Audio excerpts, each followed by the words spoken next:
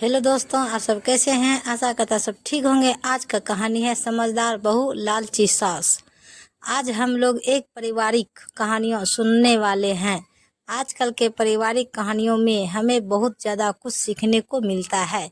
बिना देर किए हुए इस कहानी को सुनाते हैं।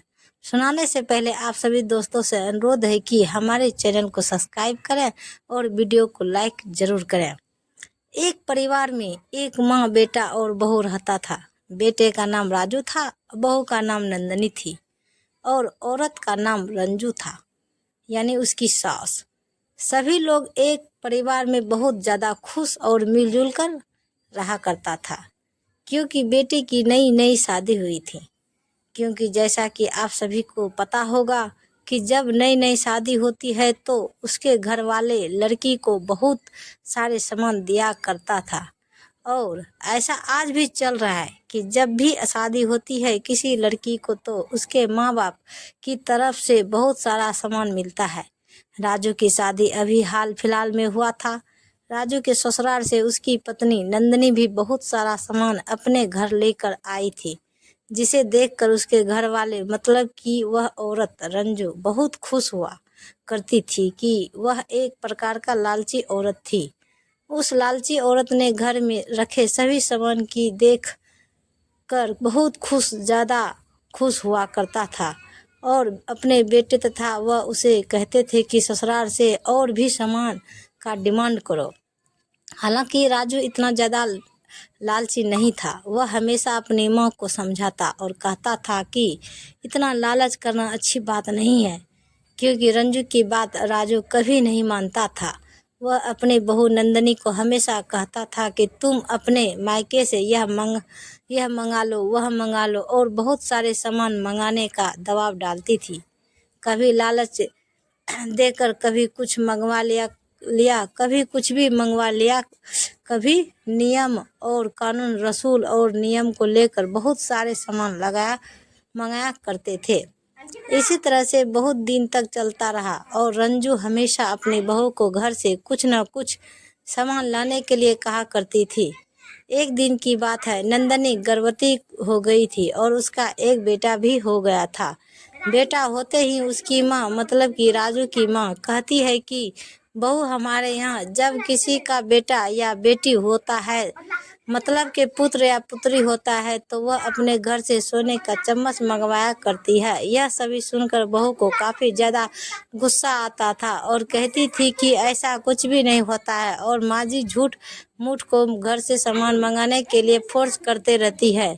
ऐसे ही रस्मों के रिवाज का पाठ पढ़ा कर वह अपने बहू से बहुत सारा सामान लाने के लिए घर से कहती थी। साथ ही जब वह अपने मायके से वापस घर आती थी तो उसकी सास हर अंजू फोन करके कह देते थे कि बहू यह लेकर आना, वह लेकर आना, नहीं तो अपशकुन हो जाएगा।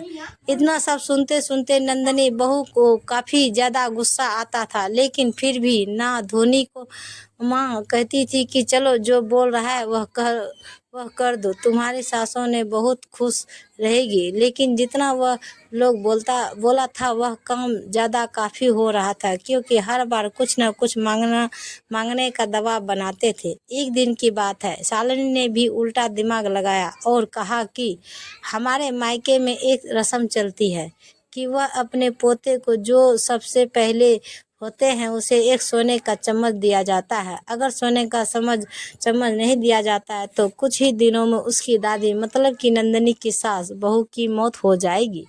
रंजू, तू एक बार करके लालची औरत थी, लेकिन वह फिर भी अपनी मौत के डर से कुछ न कुछ सोचने लगी थी। फिर एक बार अपने बहू के पास गई और पूछती है कि क्या मैंने ऐसा नहीं किया तो सचमुच मैं मर जाऊंगी।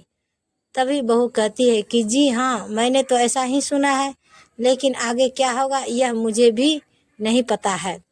लेकिन अपनी मौत की खबर को सुनकर हैरान हो गई और काफ़ी ज़्यादा उदास हो गई थी और मन ही मन सोचने लगता है, चलो मैं इसे कुछ ना कुछ दे ही देती हूँ।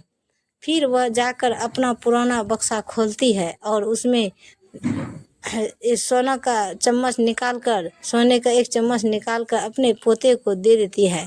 रंजू को भी क्या बात बिल्कुल समझ में आ गई थी कि हमारे बहू ने उल्टा चाल चला है।